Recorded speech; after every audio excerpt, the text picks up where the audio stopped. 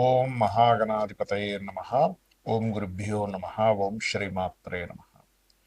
అరుణాం కరుణాతరంగితాక్షీం ధృతపాశాంకుశపుష్పబాణచాపాం అనిమాదిభిరావృతాం మయూకై అహమిత్యేవ విభావయే భవాని.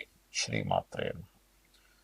ప్రేక్షకులకి ఆ లలితాంబిక అమ్మవారి యొక్క అనుగ్రహం పరిపూర్ణంగా కలగాలని మనస్ఫూర్తి కోరుకుంటూ మనం ఈరోజు డిసెంబర్ మాస ఫలితాలు, ఈ డిసెంబర్ మాస ఫలితాలను పర్టికులర్గా ఏ రాశి వారికి ఎలా ఉండబోతుంది అంటే, పర్టికులర్గా మీ రాశి వారికి రాశి తెలిస్తే రాశి చూసుకోండి, లేదు లగ్నం తెలుసు అనుకుంటే లగ్నం చూసుకోండి. అసలు గ్రహాలు ఏ విషయాలకి మీకు సపోర్టివ్గా ఉన్నాయి, నెగిటివ్ ట్రిగర్ చేస్తున్నాయా లేదా పాజిటివ్ ట్రిగర్ చేస్తున్నాయా అనే అంశాలు, మరియు ఏ దేవతారాధన, ఎటువంటి చిన్న చిన్న రెమెడీలు చేసుకుంటే ఇబ్బంది పడకుండా ఉంటాము అనే అంశాలు మనం చెప్పుకుంటున్నప్పటికీ, చెప్తుంది నేనైనప్పటికీ కూడా చెప్పేస్తుంది సాక్షాత్ లలిత అమ్మవారిగా భావిస్తూ అసలు గ్రహస్థితి ఏ విధంగా ఉంది చూసుకున్నట్లయితే, ఫస్ట్ ఆఫ్ ఆల్ ఇక్కడ ఈ మేషం నుంచి చూసుకుంటే మీనంలో శని, కుంభంలో రాహు, సింహరాశిలో కేతువు, అండ్ మిథునంలో మనకి గురువు, అంటే కర్కాటకంలో వక్రించుకుంటూ మిథునంలోకి వస్తున్నటువంటి గురువు. అదేవిధంగా వృశ్చిక రాశిలో రవి, కుజ, శుక్రులు ఉన్నారు. కాకపోతే ఈ కుజుడు 7వ తేదీ నుంచి మారిపోతున్నాడు. తులలో ఉన్నటువంటి బుధుడు అదే రోజు వృశ్చికంలోకి వస్తున్నాడు. రవి 16వ తేదీ ధనస్సులోకి వెళ్ళిపోతున్నాడు. రవి కుజులు ధనస్సు రాశిలో కలిసి ఉంటున్నారు. అదేవిధంగా శుక్రుడు 20వ తేదీకి మారుతున్నాడు. ఈ యొక్క గ్రహస్థితిని అనుసరించి ద్వాదశ లగ్నముల వారికి, లగ్నం తెలియని రాశుల వారికి ఏ విధంగా ఉందనే విషయం మనం తెలుసుకుందాం. మీనం వారి కనుక చూసుకున్నట్లయితే, ప్రస్తుతం శని రాశిలో సంచరిస్తూ ఏలినాడు శని జరుగుతుంది కదా అనేటువంటి కొంత భయాందోళనలోని, ఏమవుతుందో ఏంటో తెలియదు అంటే కొంచెం స్ట్రెస్లో ఉన్నారు. డోంట్ వరీ, మీరు కాస్త ఉదయం నిద్ర లేచిన వెంటనే ఓం అనాకలిత సాదృశ్య చుబుకశ్రీ విరాజితాయే నమః అనే మంత్రం చేయండి, అన్ని విధాలు బాగుంటుంది. అయితే ఇక్కడ ఫైనాన్షియల్ మ్యాటర్స్ విషయం కనుక చూసుకుంటే, ధనపరంగా ఇంప్రూవ్మెంట్స్ పెరుగుతాయి, అందులో ఎటువంటి సందేహం లేదు. కాకపోతే అప్పులు మాత్రం 7వ తేదీ నుంచి ఎవరికి అప్పు రూపంలో ధనం ఇవ్వకండి. 7వ తేదీ నుంచి ఒక 40 రోజులు, 45 రోజులు ఇవ్వకుండా ఉండకపోవడమే మంచిది. ఇస్తే అది స్ట్రక్ అయిపోతుంది, గుర్తుపెట్టుకోండి. పర్టికులర్గా 7th నుంచి, ఎందుకంటే సెకండ్ లార్డ్ ధనుసు రాశిలో కేతువు చేత చూడబడుతున్నాడు ఆ టైం నుంచి. So it's very careful. అలాగే ఇక్కడ కొన్ని విదేశీ అవకాశాలు వస్తాయి, కాకపోతే అవి చేజిక్కించుకునే విషయంలో కొంత స్ట్రెస్ కూడా ఏర్పడుతూ ఉంటుంది. ఏదైనా గతంలో ఏదైనా ప్రాపర్టీ కానీ, వాహనం కానీ కొనుగోలు అనుకుంది కూడా తీసుకుంటారు, కానీ అన్నీ స్ట్రెస్ఫుల్గా, ఎందుకంటే లగ్నంలో శని ఉన్నాడు కాబట్టి.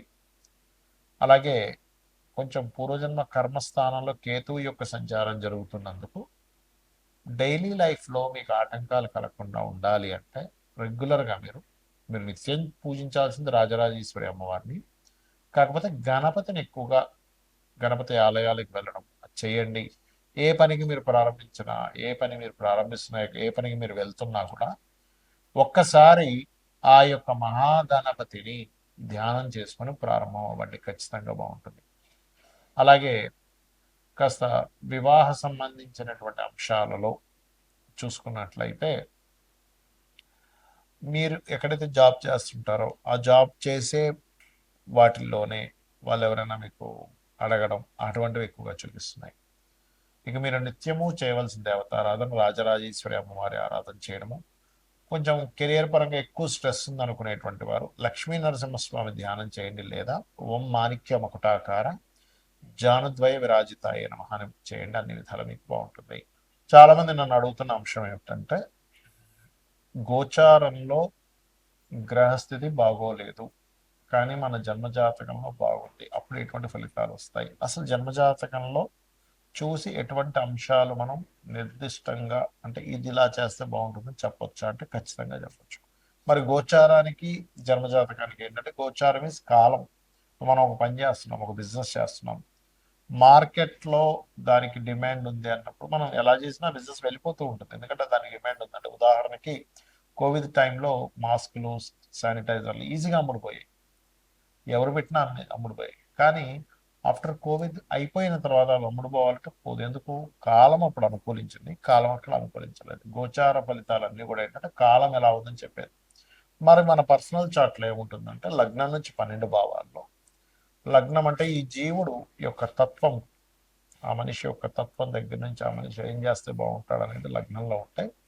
మీరు ఏ మార్గంలో, అంటే విదేశాలకు వెళ్ళడం ద్వారానా, బిజినెస్ చేయడం ద్వారానా, ఇంట్లోనే కూర్చో వర్క్ ఫ్రమ్ హోమ్ ద్వారానా, లేకపోతే మీడియేటింగ్ ద్వారానా, ఏ మార్గంలో మీకు ధనం వస్తుంది అనేది సెకండ్ లాట్ చెప్తాడు. అది మీ పూర్వజన్మలో చేసుకునేటువంటి పుణ్యం ఆధారంగా పలానా ప్లానెట్కి వచ్చి ఆ ప్లానెట్ రిలేటెడ్ సంబంధమైన రీడింగే ఆస్ట్రాలజీ. అలాగే అన్నదమ్ములతో ఉండే రిలేషన్స్, మీరు ఏదైనా ఒక ప్రయత్నం చేస్తుంటారు, ఎందుకు ముందు సాగట్లేదు అని అన్నీ కూడా థర్డ్ హౌస్లో ఉంటాయి.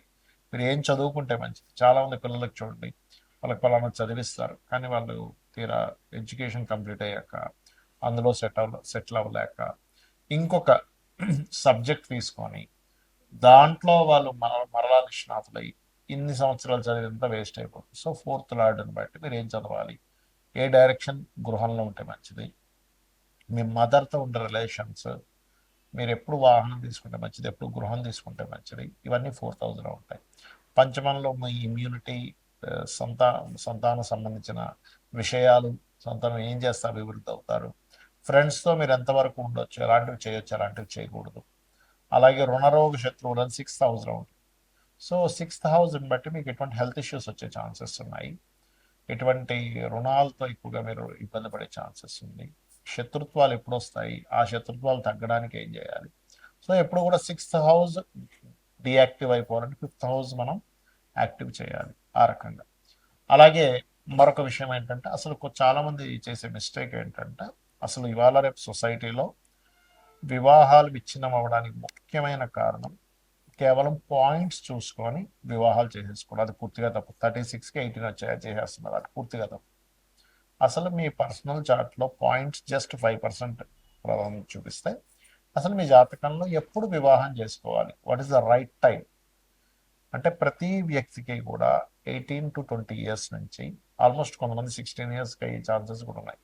బట్ ఒక యుక్త వయసు నుంచి ఒక ఏజ్ వరకు, అంటే ఒక 30-40 వరకు కూడా 5 times, ఆల్మోస్ట్ 3 to 5 times వాళ్ళకి వివాహ యోగం అనేటువంటిది ఫామ్ అవుతూ ఉంటుంది. అసలు అది ఏ ఇయర్స్లో ఫామ్ అవుతుంది, ఏ ఇయర్లో చేసుకోకూడని సమయాలు ఉన్నాయో తెలుపుతుంది మన జ్యోతిషాస్త్రం. అంటే ఇక్కడ ఏంటంటే, ఒక వ్యక్తి బిజినెస్ పెట్టాడు, అసలు డిమాండ్ లేనటువంటి సమయంలో బిజినెస్ పెట్టి నాకు బిజినెస్ కలిసి రాదంటే అలా మే తర్వాత మనం స్కూల్ బుక్స్, లేకపోతే బ్యాగ్స్, స్కూల్ డ్రెస్లు అమ్ముదాం అనుకుంటున్నాం జూన్లోను జూలైలోను.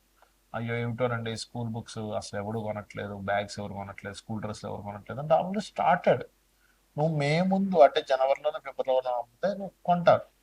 అలాగే నీ పర్సనల్ చార్ట్లో ఎప్పుడైతే నీకు వివాహం చేసుకునే యోగం ఉంది, ఎవరితో చేసుకుంటే బాగుంటుంది, నీ జన్మజాతకంలో ఏమైనా 2 మ్యారేజ్ యోగాలు ఉన్నాయి, దానికి నువ్వు ఎటువంటి పరిహార మార్గం చేసుకోవాలి, ఎటువంటి పర్సన్ నీకు ఖచ్చితంగా వస్తారు, దాన్ని నువ్వు యాక్సెప్ట్ చేయాలి, అగ్రెసివ్గా ఉండేవాళ్ళ, సున్నితంగా ఉండేవాళ్ళ, మనీ మైండెడ్, కాస్త ఎక్కువ తెలివితేటలు ఉండేవాళ్ళ, అబద్ధాలు చెప్పి అన్నీ వస్తున్నాం. సో అది నువ్వు యాక్సెప్ట్ చేయాలి. అలాగే అదొకటే కాకుండా వృత్తి కానివ్వండి, వ్యాపారం కానివ్వండి, ఇన్వెస్ట్మెంట్స్ కానివ్వండి, విదేశాలకు వెళ్ళడం కానివ్వండి, ఇలాంటి అన్ని అంశాలు కూడా చాలా స్పష్టంగా మనం ఇందులోకి వెళ్తే, ఈ పని చేస్తే హ్యాపీగా ఉంటాము. ఎందుకంటే ఫైనల్గా అందరికీ కావాల్సింది హ్యాపీనెస్. సో హ్యాపీగా ఉంటామనేటువంటి విషయాన్ని ఉదయాన్నే యాక్సెప్ట్ చేయాలి. నీ పూర్వజన్మ కర్మ ఏమిటి, ఎందుకు నీకు ఇన్లాస్తో గొడవలు వస్తున్నాయి, ఎందుకు నీ తమ్ముళ్ళతో గొడవలు వస్తున్నాయి, లేకపోతే అక్క చెల్లెలతో గొడవలు వస్తున్నాయి, దానికి రెమెడీ ఏమిటి. నువ్వు ఎటువంటి చిన్న చిన్నవి, మనం ఏదో పెద్ద వేలు లక్షలు ఖర్చు పెడితేనే నీకు రెమెడీ అవుతుందనే లేదు. చిన్న నామస్మరణ కూర్చొని ఒక అరగంట సేపు కూర్చొని, రిలేటివ్స్తో గొడవలు వస్తున్నాయి, ఓం కర్పూర వీటి కామోద సమాకర్షది గంతరాయనం, లేదండి ఎంతో కెరీర్లో ఎంత ఇబ్బంది పడుతున్నా నాకు రావట్లేదు, ఓం మాణిక్యం ఒకటాకారం జాగ్రత్త, ఇలా అనేకమైనటువంటి లలితా సహస్రనామాల నుంచి తీసుకొని మనం రెమెడీ చేసుకోవచ్చు. శ్రీమాత్రే నమః.